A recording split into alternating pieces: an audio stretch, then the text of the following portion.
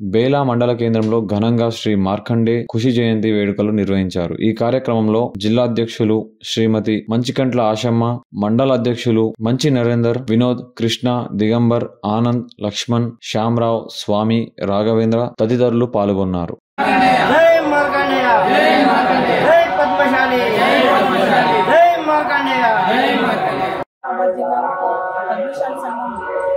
కులబాంధవులందరికీ ముందుగా శరణార్థులు తెలియజేస్తూ మార్కండేయ స్వామి జయంతిని మరి గ్రామాల నిర్వహించడం జరుగుతుంది.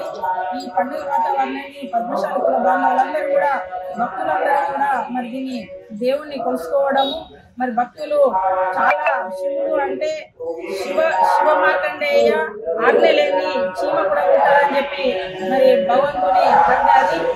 ఆ భగవంతుని మా కులంలో ఉండడం చాలా అదృష్టంగా భావిస్తూ మరి ఏదైతే మార్కండేయ జయంతి ఉందో మరి అధికారికంగా మరి తెలంగాణ గవర్నమెంట్ లో మరి కాంగ్రెస్ పార్టీ గవర్నమెంట్ వచ్చినప్పుడు కూడా మరి ఈ రోజు మరి మార్కండేయ జయంతిని మరి అధికారికంగా నిర్వహించాలని చెప్పి ముఖ్యమంత్రి కేసీఆర్ రేవంత్ రెడ్డి గారిని విన్నవించడం జరుగుతుంది.